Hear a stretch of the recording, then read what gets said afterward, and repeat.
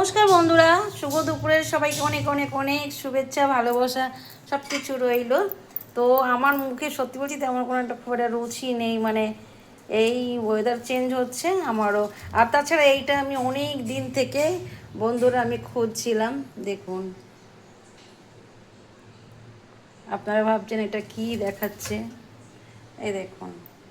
তো বন্ধুরা, এটা খারকোল পাতা, ওই দেখুন আমি কিছুটা কুচিয়েছি। তো খারকোল পাতা দেখতেই পাচ্ছেন, আমি আরেকটা দেখাচ্ছি।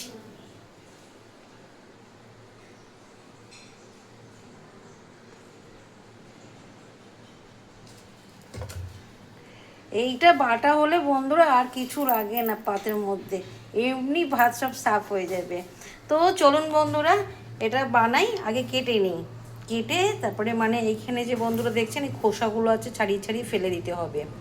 ঠিক আছে, চলুন আগে এটা কুচিয়ে নিই, কুচিয়ে তারপর ফের ফিরে আসছি। বন্ধুরা দেখুন, এখানে আমি বেশ কিছুটা কাঁচা লঙ্কা নিয়েছি, আর এই যে বেশ কয়েক কোয়া রসুনও নিয়েছি। আর এই যে এটা দেখুন, এটা আমি খুব সুন্দর করে ধুয়ে নিয়েছি, অনেকবার ধুয়ে জলটা ঝরিয়ে নিয়েছি। তো কড়াইতে আমি তেল দিয়ে দিয়েছি।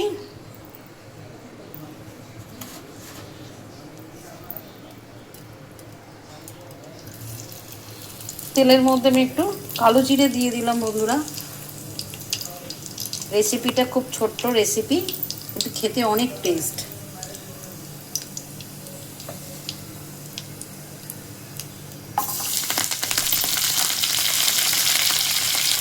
আমি খারকোল পাতাটা দিয়ে দিলাম।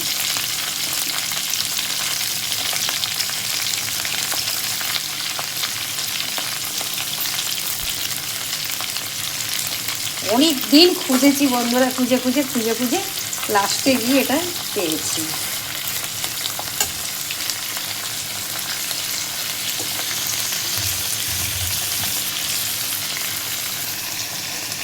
লঙ্কা রসুন।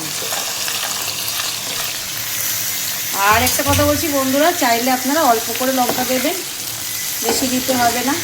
কিন্তু যেহেতু আমি প্রচুর পরিমাণে ঝাল খাই, তাহলে আমি খেতেই পারবো না এটা। ওই জন্য যে কোনো ভর্তা যা কিছু আমার আমার ঝাল লাগে বন্ধুরা। ওই ঝালটা ফ্লেভার করি, আমার ভালো লাগে। আপনারা না খেলে এতটা দেবেন না, অল্প দেবেন।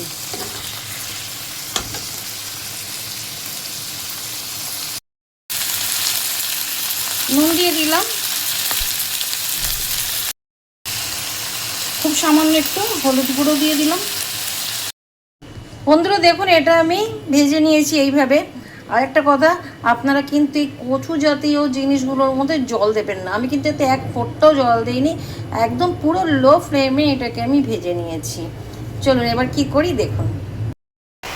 বন্ধুরা দেখুন, পাশে যে মেশিন চলছে না, এত জোরে মেশিন চলছে। তো বন্ধুরা দেখুন, আমি শিলপাটায় নিয়ে নিয়েছি, এটা আমি ভালো সুন্দর করে বেটে নেবো।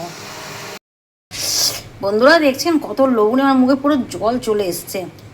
এত টেস্টি হয়েছে বন্ধুরা, গরম ভাতের সাথে না এই বাটাটা দিয়ে পুরো ভাত খাওয়া হয়ে যাবে। আপনারা চাইলে এর মধ্যে একটু কাঁচা সর্ষের তেল দিতেই পারেন, তো কিন্তু আমি এই জন্য দিইনি, কারণ তেলটা দিয়েই আমি ভাজাভুজি করেছি। ওই জন্য আমি কথা বলতে পারছি না। এটা আমি আগে প্রচুর খেতাম প্রচুর খেতাম প্রচুর, কিন্তু এখন পাই না। হঠাৎ করে পরশুদিন পেয়েছিলাম, তাই এনে রেখেছি। ওই জন্য একটু শুকিয়েও গেছিলো, আপনারা দেখেছেন। তো সে যাই হোক, এরকমভাবে একবার বানিয়ে খান, দেখবেন যে বারবার ইচ্ছা করবে খেতে।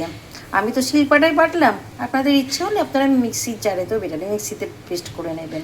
কিন্তু আমার মনে হয় বাটার বুট দিয়ে একটু শিলেতেই বেশি টেস্ট হয়, ভালো লাগে খেতে।